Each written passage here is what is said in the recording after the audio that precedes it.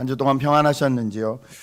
지난주엔 저희가 사마리아 땅에 빌립을 통하여 일어난 하나님 나라에 대해서 살펴보았습니다. 오늘은 예루살렘과 온 유대와 사마리아와 땅끝까지 이제 선교가 시작되는 땅끝 부분의 시작, 이방인이 처음으로 하나님 앞에 돌아오는 사건들을 기록하고 있는 사도행전 10장을 통해서 사도행전에 나타나는 하나님 나라를 계속 살펴보기를 원합니다.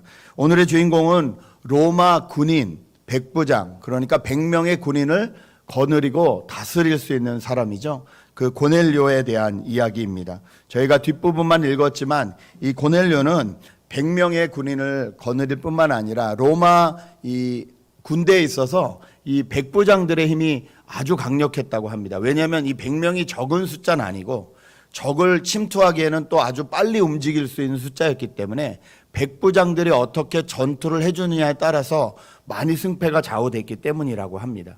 그래서 이 백부장들은 권위가 있었고 명예가 있었고 또 이 로마가 백업해주는 그런 여러 가지 베네핏이 있었습니다. 게다가 이분은 지금 이 로마에서 이 예루살렘 땅을 보면요, 이 예루살렘 성을 중심으로 한 그곳은 로마에서 직접 총독을 파견해서 그 총독이 예루살렘을 다스리게 했고요. 그 예루살렘 이외의 지방, 그 유대 지방이라고 하는데요. 그 유대 지방과 그 위에 갈릴리 지방과 이런 곳에는 그 동네에서 왕을 뽑아서 그 왕은 실은 로마에게 돈을 주고 왕의 자리를 산, 우리가 잘 아는 헤롯 대왕이라 그러죠. 그 헤롯 대왕이 그 곳을 다스리고 있었고 그 자손들이 계속해서 이어서 그 유대 전체의 땅을 다스리고 있는, 그러니까 구조가 이중 구조인 그런 상태에서 하나님의 이 역사들이 일어났는데, 이 백부장은요 그 로마 총독을 지키는 사람이었습니다. 그러니까 얼마나 권세가 셌겠습니까? 적어도 그 당시에 이 사람이 특별히 지킨 건요, 로마 이 총독이 살고 있는 곳이 가이사랴였거든요. 그러니까 집안 경비를 아무한테 맡기지 않잖아요. 그 집안 경비를 총책임하고 있는 사람이니까 총독으로부터 절대적인 신임이 있었고, 그 신임을 가지고 적어도 그 동네에서는 뭐든지 이 사람 마음대로 할 수 있는 위치였다는 거죠. 그런데 놀랍게 이 사람이 그 많은 로마, 우리가 잘 알다시피 그리스 로마 신화 있잖아요. 얼마나 많은 신들이 등장을 해요. 제우스부터 시작해서. 그런데 그런 모든 신들을 두고 이 이방 나라에 와서 유일한 하나님이라고 말하는 유일신 사상을 가진 유대인들의 하나님을 믿기 시작했다는 거예요. 이 사람이 어떻게 그 하나님을 믿기 시작했는지에 대해서 성경은 침묵하고 있습니다. 저희가 알 수 있는 방법은 없어요.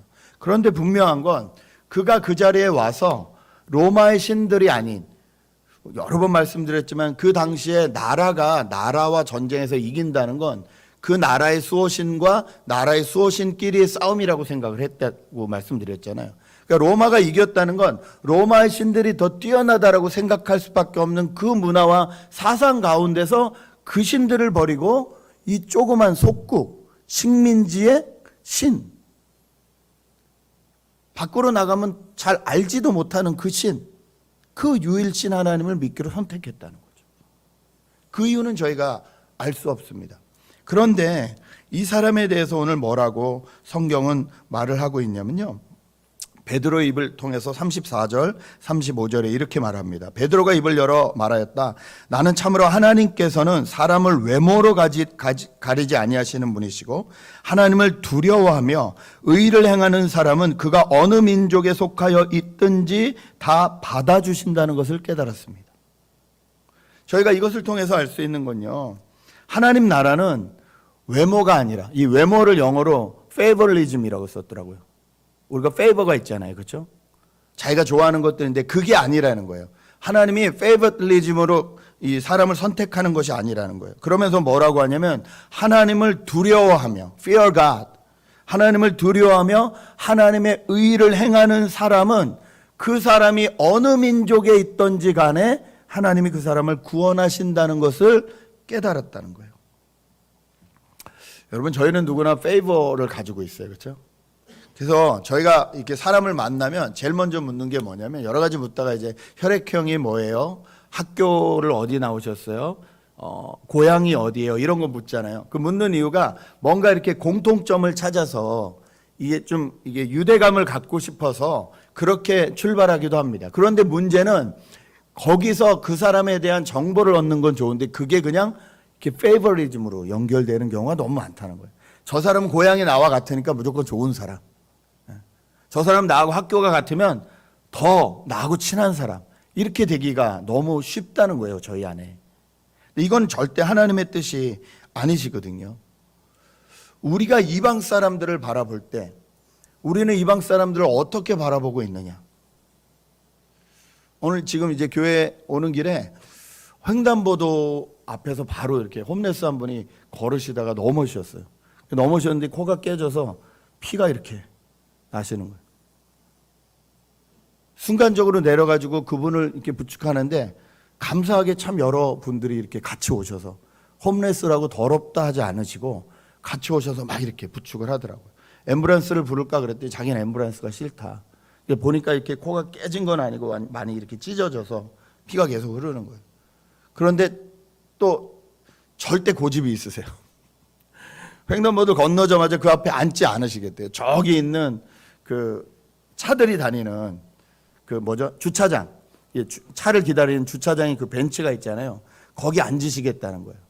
저는 이 빨리 앉혀서 이 지혈을 해야 될 것 같은데 본인은 그렇게 하시겠다는 거예요. 거기 아무 사람이 뭐라고 하지 않고 그분이 원하는 대로 그렇게 같이 인도해 주고 다행히 마침 그 근처에 경찰이 있어서 그분들이 그분을 돌보고 이렇게 지압을 해주고 그러고 이제 왔습니다. 근데 제 안에 그런 생각이 드는 거예요. 갑자기 사마리아 사건이 생각이 났어요. 예루살렘에서 갈릴리로 가다가 강도 맞은 사마리아인이 있는데 그때 제사장, 그러니까 목사죠. 제사장도 지나가고 레위인도 지나가고 그러나 아무도 돌보지 않은 그 사람을 너희가 그렇게 경멸하던 사마리아인들이 돌봤다라고 예수님이 예어로 하신 그 예화가 생각이 났어요. 저희는 저희 안에 너무 많은 페이벌리즘이 있습니다. 그래서 그것으로 사람을 판단하고 결정할 때가 너무나 많습니다. 그런데 하나님은 그렇지 않으시다는 거예요. 이 고넬료가 어떤 사람인지 사도행전 10장 2절은 이렇게 또 말을 하고 있습니다. 그는 경건한 사람으로 온 가족과 더불어 하나님을 두려워하며 유대 백성에게 자선을 많이 베풀며 늘 하나님께 기도하는 사람이었다. 이 말을 읽으면 도대체 누가 크리스찬이고 누가 이방인인지 구별이 안 될 정도로 이 사람은 하나님을 의지하려고 노력했고 뿐만이 아니라 하나님이 원하시는 일들을 행동으로 옮기는 사람이었다는 거예요. 아무리 봐도 이 사람이 기도하기가 쉽지가 않습니다. 여러분 사람이요 가진 게 많고 누리고 있는 게 많으면요 기도가 잘 나오지 않아요.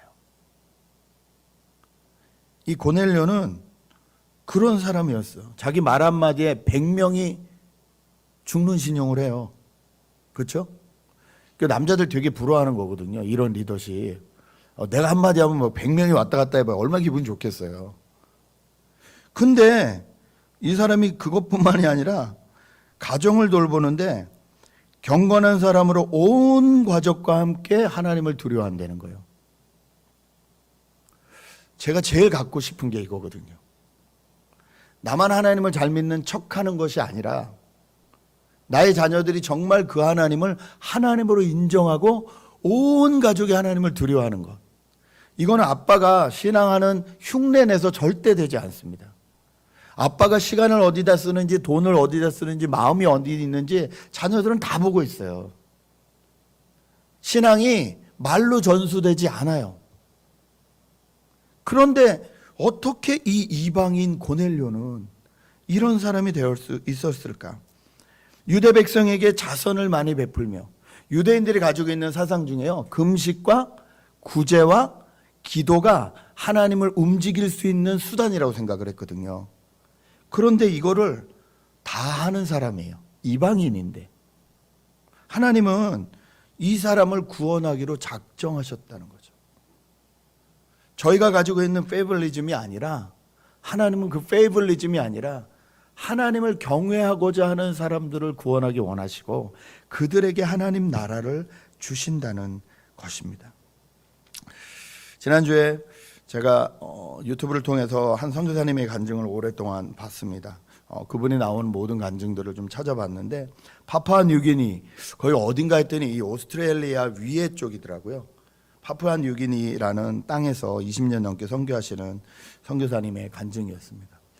사업을 잘하고 여의도에서 잘 나가시던 분인데 하나님 말씀하셔서 모든 걸 정리하고 그 섬으로 두 부부가 아이를 데리고 갔습니다. 그런데 그 선교사님이 가실 때만 해도 아직까지 그 땅의 원주민들은요, 사람 고기 맛을 기억하고 있었대요. 여러분 돼지고기 맛, 소고기 맛 기억하시죠? 어떤 맛인지. 그것과 마찬가지로 사람 고기의 맛을 기억하시는 분들이 계셨대요. 근데 거기에 갑자기 외국인들이 들어온 거죠. 허연 애들이 들어온 거죠. 예, 저희도 거기 가면 허였습니다. 옐로우가 아니라. 그런데 그런 분들하고 생활을 하는데 언어가 글이 없어요. 글이. 문자가 없으니까 이분이 어떻게 했냐면, 우리 그런 거 있잖아요. 다로 끝나면 우리는 뭐죠? 한국말이 다로 끝나면 완성형이잖아요. 그렇죠? 근데 까로 끝나면 의문형이잖아요. 질문하는 거잖아요.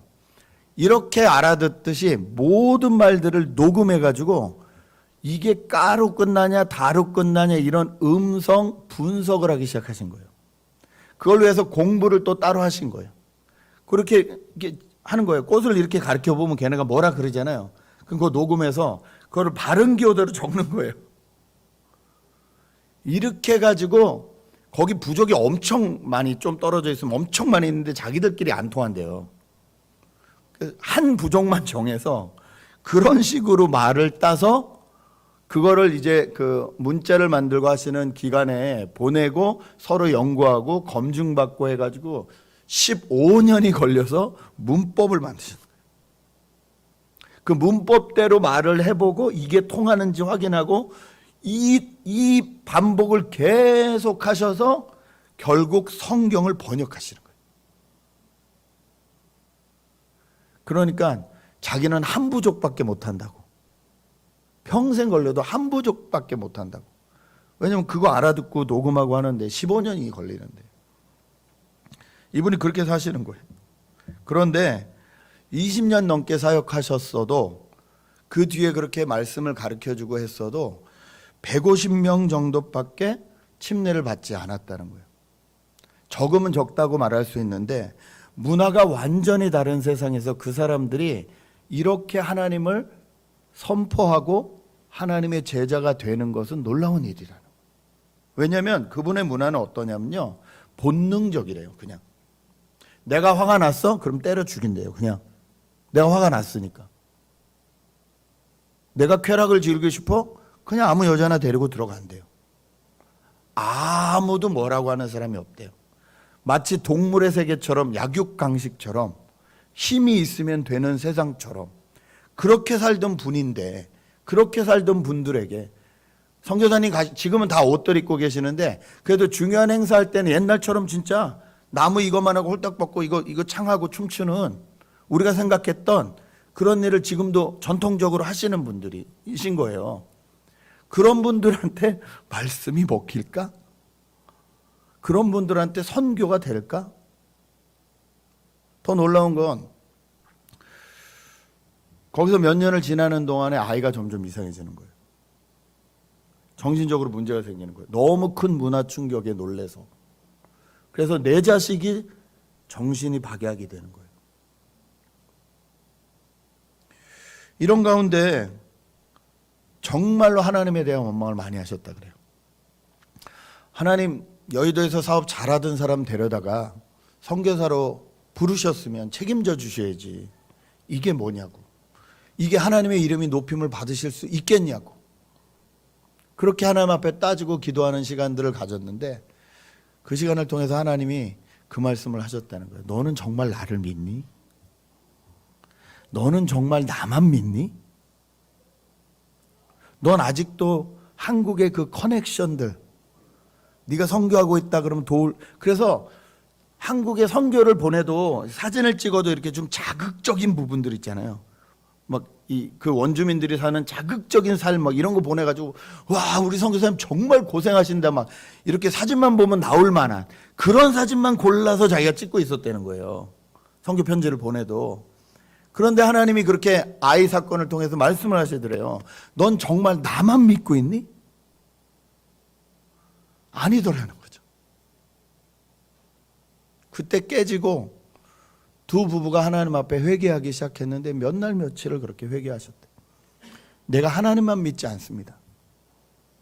내가 하나님만 믿지 않습니다. 근데 병원에 가서 아이가 점점 이상해지고 있다고 6개 과목을 진료하는 의사들이 그렇게 판단을 했는데 2년을 그렇게 고생을 했는데 내가 하나님만 믿지 않고 있다는 그 며칠의 깊은 통해 자복 회개를 통해서 그리고 병원을 데려갔더니 의사들이 얘가 이상하다는 거예요. 얘가 왜 이상하냐 그랬더니 얘가 자꾸 정상인 것 같다는 거예요. 그래서 얘가 정상으로 돌아왔어요. 그 선교사님이 그렇게 간증하시는 거예요. 내 문제였다고. 양다리 걸치고 있는 내 문제였다고. 복음이 절대 안 들어갈 것 같다는 이 사람들을 마음속에 깔고 있는 거예요. 선교지에 가서도 나는 최선을 다할 거지만 이거 안 될 것 같은데 이 생각을 깔고 복음을 전했다는 거예요. 그런데 그 뒤에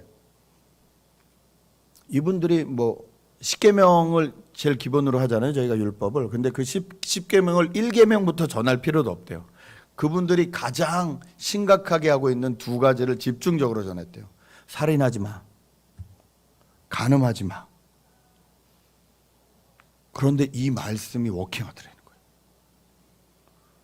살인하던 아이들이 살인을 안 하더라는 거예요.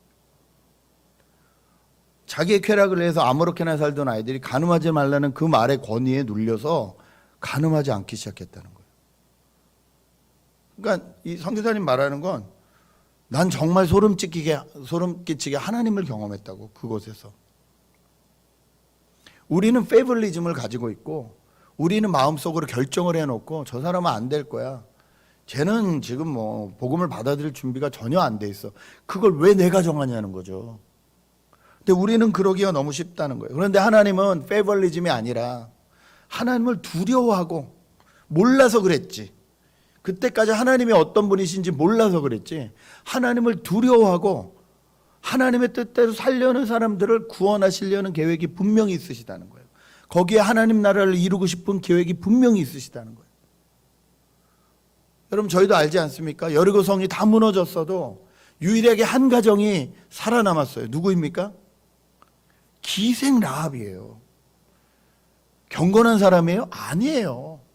몸 팔던 사람이에요. 그런데 그 기생 라합은 하나님에 대한 소문을 듣고 그 하나님을 믿기로 의지해서 정탐꾼을 숨겨주고 그때 나를 잊지 말아달라고 부탁하고 그 결과로 어떻게 됩니까? 예수 그리스도의 족보에 들어가게 됐어요. 이게 하나님이시라는 거예요. 여러분 하나님 나라는 페이벌리즘으로 이루어지지 않습니다. 하나님 나라는 기독교인들만을 통해서 나타나는 나라가 아닐 수 있다는 거예요.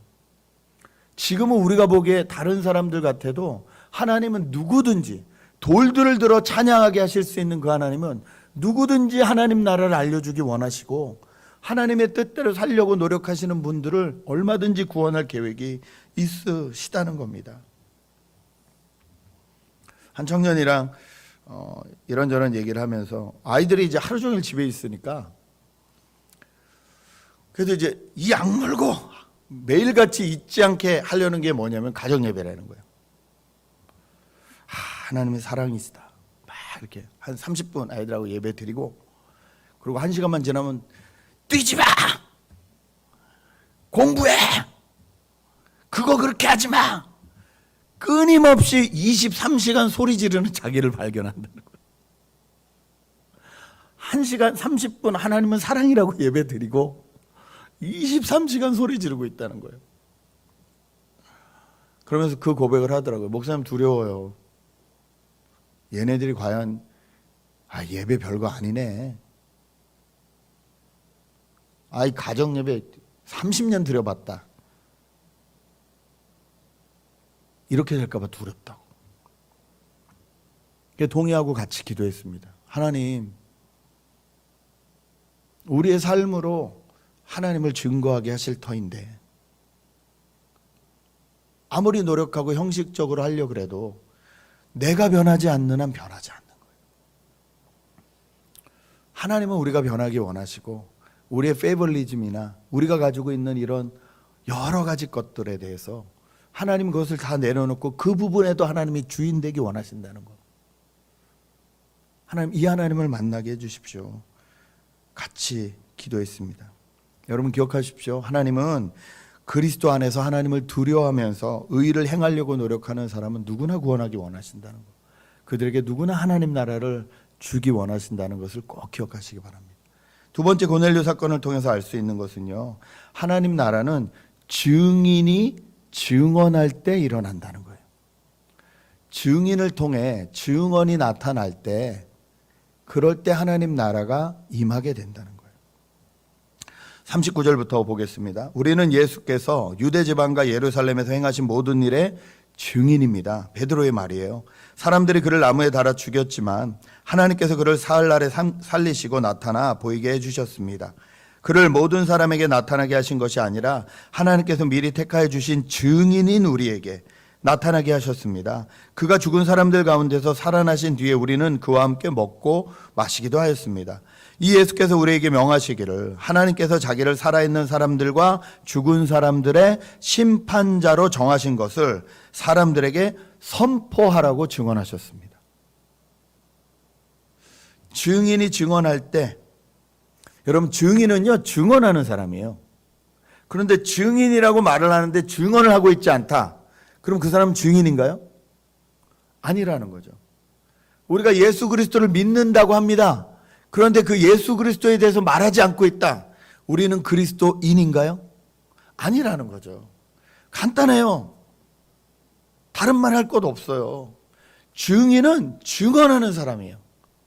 내 상황에 어떤 상황을 통해서도 하나님이 이런 분이시다라고 말해주는 사람이 증인인 거예요. 그 사람이 그리스도인인 거예요. 교회를 아무리 다녀도 아무리 많은 것으로 섬겨도 그것으로 나를 그리스도인이라고 말할 수 없어요. 그리스도인은 그리스도가 하신 일을 나타내는 사람이에요. 심플하게 생각해야 돼요.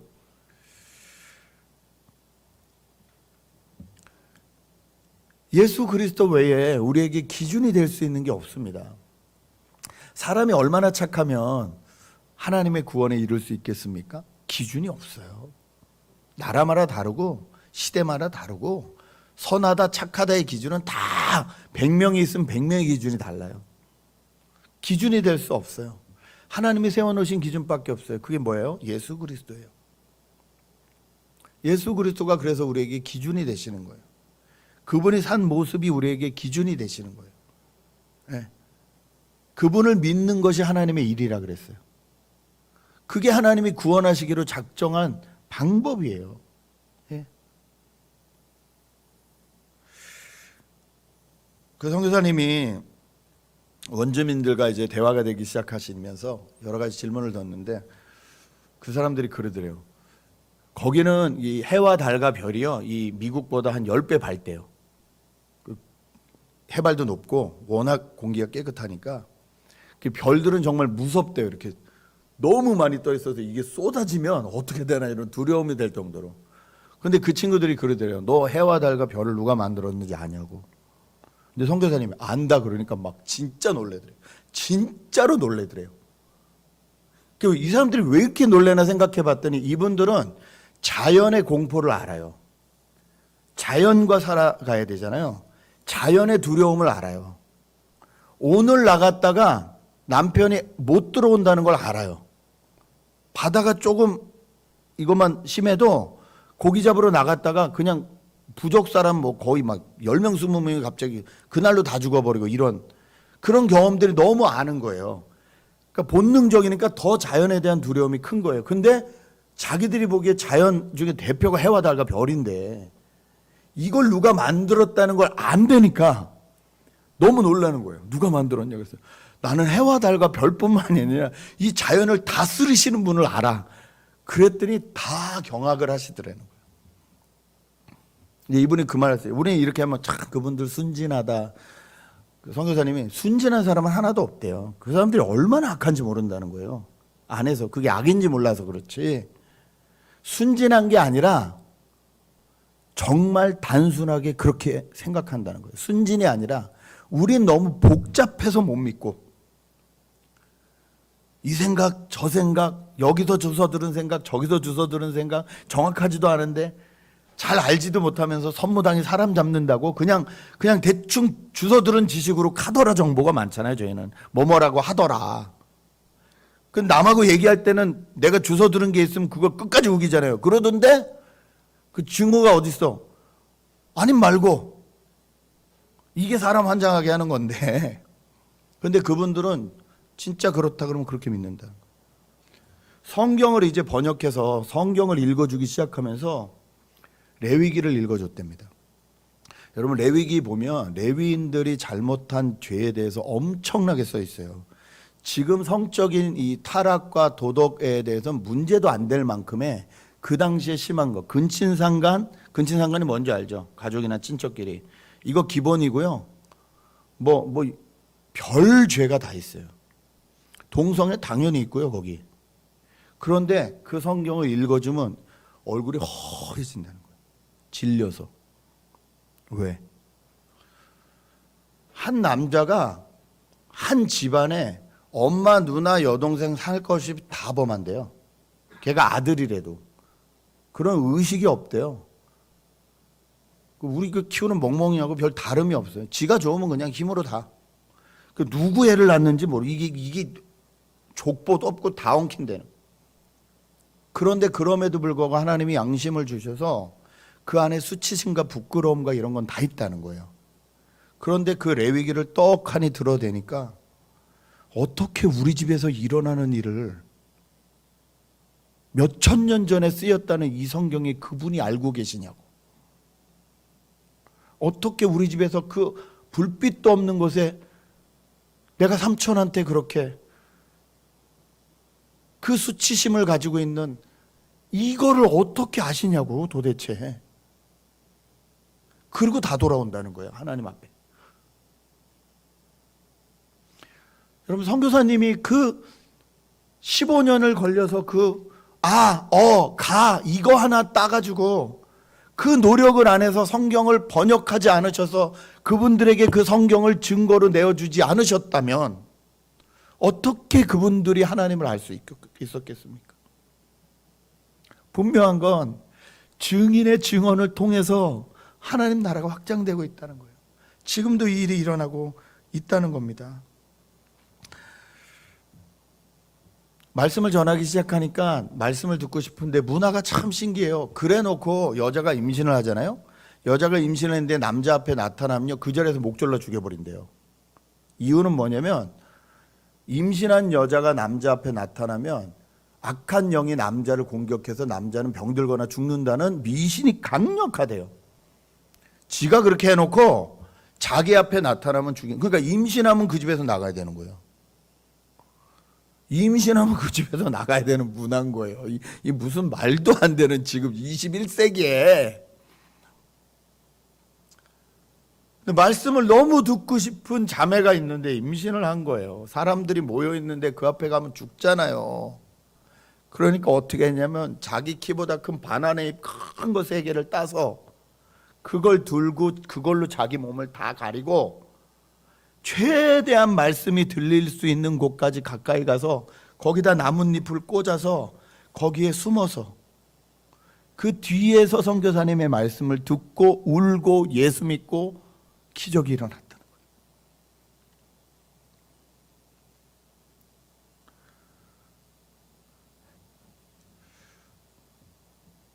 거예요. 난 우리 집에 성경책 10개도 더 있는데 한 번도 하나님의 말씀을 그렇게 간구해 본 적이 없는데, 성경에 나와 있는 혈루병 걸린 여자가 그 예수님 옷자락만 맞아도 낫겠습니다라는 믿음으로 나왔다는 그 말씀을 우리는 읽으면서 아무 감동이 없잖아요. 왜? 생명을 걸어본 적이 없으니까. 그런데 하나님은 지금도 그런 사람들을, 예수 믿는 사람들의 증언을 통해서 계속 구원하고 계시는데, 나는 그 은혜를 엄청나게 누리고 있으면서도 나는 증언하지 않고 있는 것은 아닌가? 여러분, 우리가 무엇을 증언하고 무엇을 가르쳐줘야 될까요? 이상기온으로 인해서 폭염과 폭우와 산불과 빙하가 떨어져 나가는 장면 보셨어요 혹시? 요번 주에 빙하 조각이 이렇게 뚝 하고 떨어져, 한반도만 하나 되나? 한반도보다 더 크대나? 이렇게 뚝 하고 떨어져 나갔어요. 온도가 낮아져서. 우리 다음 자손들에게 뭘 가르쳐야 될까요? 돈 버는 법? 벙크 사업 잘 된다면서요? 벙크 사업. 코로나가 있어도 뭐가 있어도 절대 안전한 지하에다 파놓은 벙크 사업. 한 달 동안 버틸 수 있는. 집값만큼 비싸대요. 그거 사놓으면 안심 되시겠어요? 거기 그래봐야 한 달 사는데. 한국 조사이긴 한데요, 돈이 있는 상위 10%의 자녀들이 그 다음에 또 상위 10%가 될 수 있는 가능성이 87%랍니다. 돈이 가장 없는 하위 10%의 자녀들이 가장 가난하게 될 가능성은 88%라고 합니다. 한국만 그럴까요? 자본주의가 더 발전된 미국은 어떨까요? 그러니까 돈 버는 법 가르쳐야 될까요? 9월 1일부터 지금까지 실업이 돼도 뭐가 돼도 막아놨던 이빅션, 그러니까 사람들이 집값을 내도 쫓아내지 못하는 것을 8월 말까지로 막아놨어요. 9월 1일부터 막을 수가 없어요. 법을 또 바꾸지 않으면. 그러면 이제 수많은 사람들이, 적어도 10% 이상의 사람들이 길거리로 나오게 될 거예요. 지금보다 홈레스 문제가 더 심각해질 거예요. 홈레스 없는 어느 동네로 가서 사시겠습니까? 어느 동네엔 없어질까요? 자본으로 해결이 될까요? 세계 최강의 나라, 세계 최고의 부자인 나라에 학교에서 주는 점심이 없으면 하루 종일 굶어야 되는 아이들이 있어서 이런 코비드-19 사태에도 지금 학교마다 계속해서 음식을 나눠주고 있다는 사실을 혹시 아십니까? 자본주의가 우리를 책임질 수 없습니다. 내가 가지고 있는 돈이 내 자녀를 책임질 수 없어요. 우리가 증언해야 되는 것은 분명해요. 예수가 그리스도시다라는 거예요. 그분 안에 다 들어가야, 그분의 믿음을 가지고 있어야 같이 살 수 있는 방법이 비로소 보이기 시작한다는 거예요. 공생할 수 있는 방법이 하나님이 계시다는 것, 절대자가 내 위에 계시다는 것을 서로 인정하지 않는 한 공생이 어려운 시대가 점점 열리고 있어요. 42절 보십시오. 베드로는 이렇게 말합니다. 이 예수께서 우리에게 명하시기를 하나님께서 자기를 살아있는 사람들과 죽은 사람들의 심판자로 정하신 것을 사람들에게 선포하라고. 그러니까 예수 그리스도가 심판자로 오신다는 것을 선포하라고 증언하셨다는 거예요.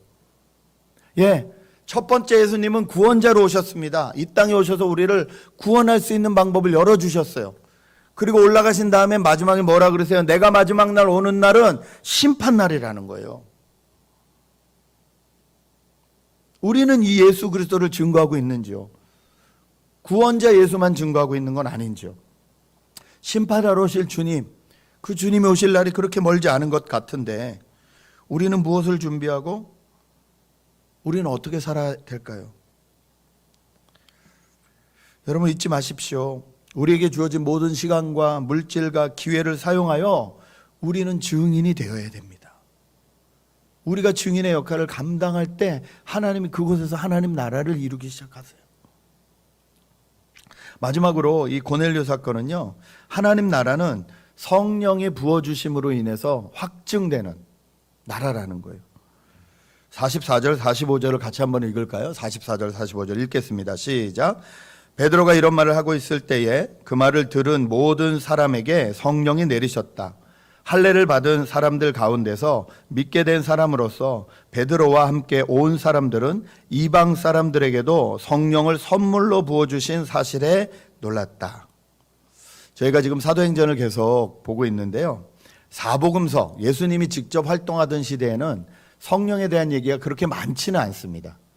예수님을 성령께서 인도하셨다는 몇 가지 기록이 있지만, 그런데 사도행전부터는 계속해서 성령의 이야기가 나옵니다. 그래서 성령 이야기가 어디에 나오나 잘 보면요, 하나님의 나라가 확장될 때, 하나님의 나라가 시작될 때 증거로 성령이 임하는 경우가 거의 대부분이에요. 베드로가 말씀을 증거하고 적어도 16개 이상의 지역의 사람들이, 각자 자기 말을 하는 사람들이 돌아와서 하나님 앞에 예배드리기 시작했을 때 성령이 거기 임하시면서 이제는 유대인의 하나님이 아니라 온 세상의 하나님이 될 것이라는 것, 하나님 나라가 퍼져나갈 것이라는 것을 확증하셨어요. 빌립이 말씀을 증거할 때 성령이 임했어요. 베드로가 오늘 이방인, 같이 밥도 안 먹던 그 사람 집에 가서 복음을 증거하기 시작하셨을 때 여기서 하나님 나라가 시작됐다는 증거로 하나님께서 성령을 그 가정에 임하게 하셨어요. 여러분, 이것이 특징이라는 거예요.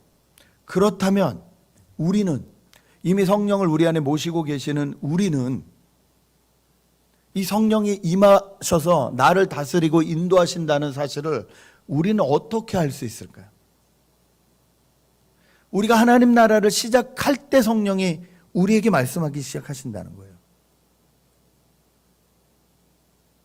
우리가 성령 충만을 자꾸 에너지처럼 생각하면 안 돼요. 뭐 파워, 뭐 성령 충만하면 다이너마이트, 뭐 그런 의미가 있지만 딱 힘이 없을 때 끌어 쓸 수 있는 무슨 어벤져스처럼 생각하면 안 돼요.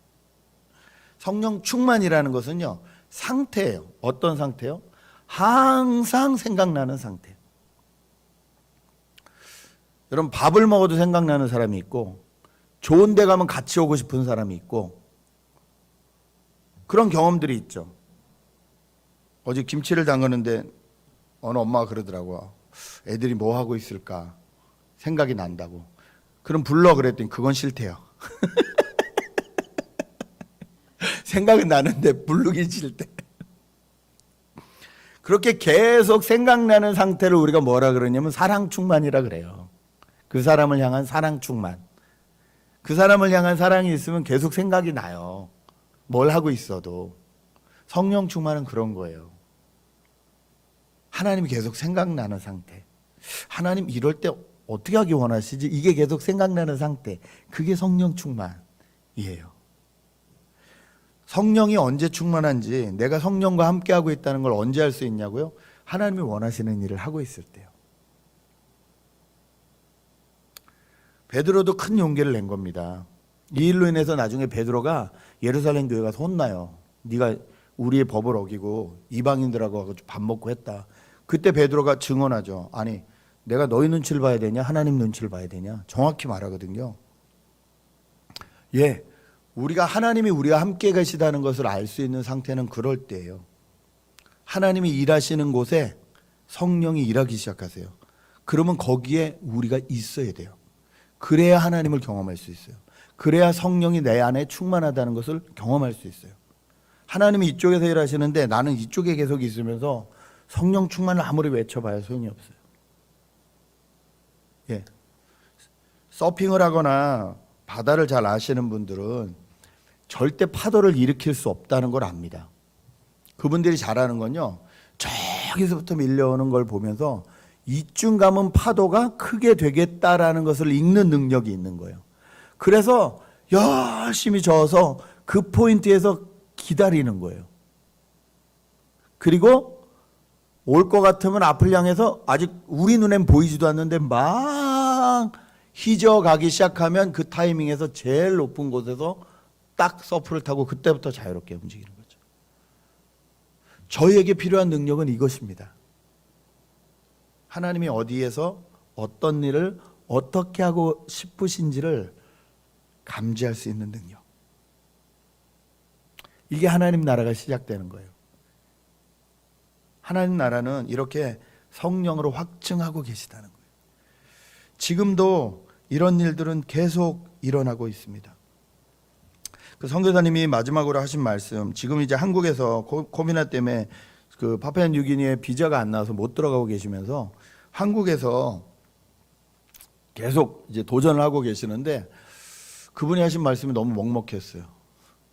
20년간 죽으라고 그렇게 번역을 해가지고 165명인가 뭐 그러시대요. 침례를 주고 20년 만에 한국에 나왔더니 그 사이에 100만 명이 교회를 떠났다 그러더라고. 자기는 자기 인생을 다 바쳐서 겨우 165명을 예수님께 돌아오게 했는데, 그 사이에 교회 다니던 100만 명이 떠나갔다는 소식을 듣고 뭐라고 할 말이 없었대요. 이 100만 명을 어떻게 돌이키지?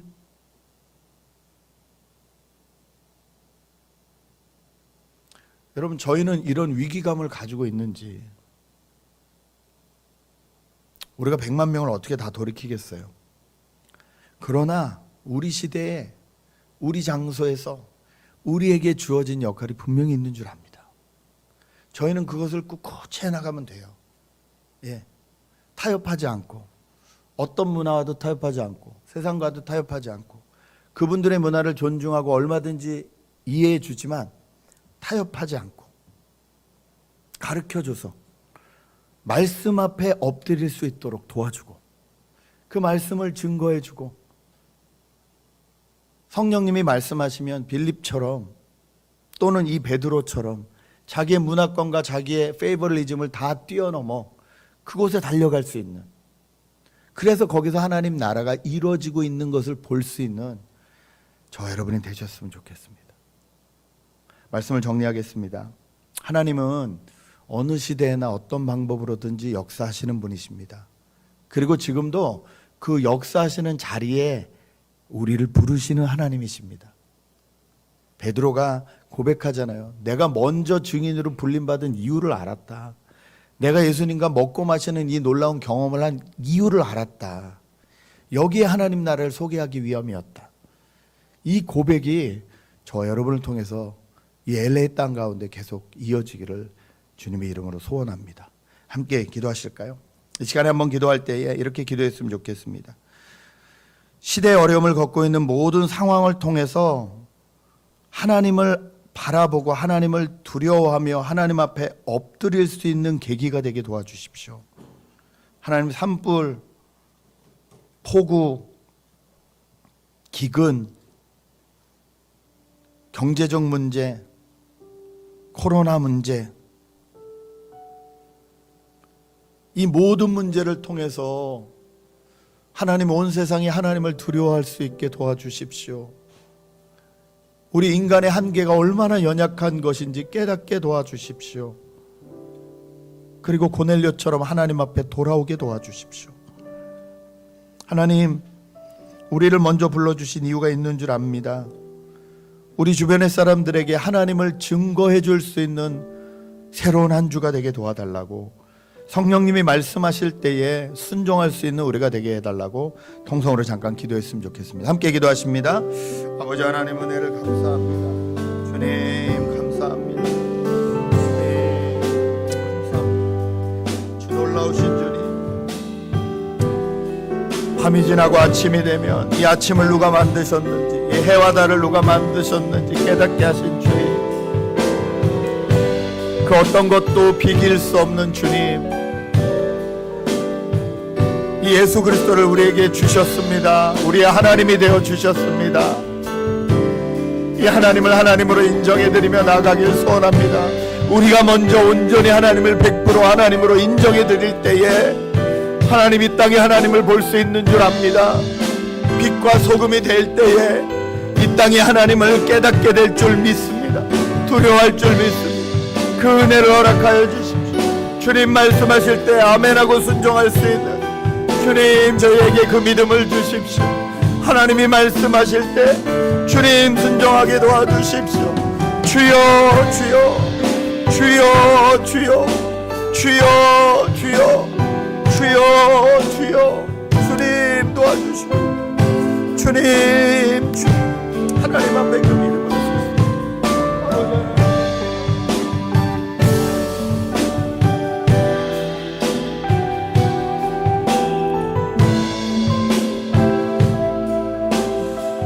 한 가지 더 기도하겠습니다. 한국에서는 수해로 인해서 많은 사람들이 집을 잃고 어려움에 빠졌습니다. 미국에서는 지금 캘리포니아에서는 산불이 다시 시작되었습니다. 저희가 몇 년 전에 엄청난 면적의 산불들로 인해서 많은 사람들이 집을 잃고 사업터를 잃은 것을 기억합니다. 그것보다 더 더운 날씨가 이번 주에도 계속된다고 합니다. 주님 긍휼히 여겨 주십시오. 하나님, 우리 인간의 이 무지함을 용서하시고 죄악을 용서해 달라고, 그러나 그 고통 가운데 계신 분들이 있다면 주님 찾아가 위로해 달라고, 그분들을 만나 달라고, 이 땅을 위해서, 한국을 위해서 한 번만 더 기도했으면 좋겠습니다. 기도하십니다. 주님.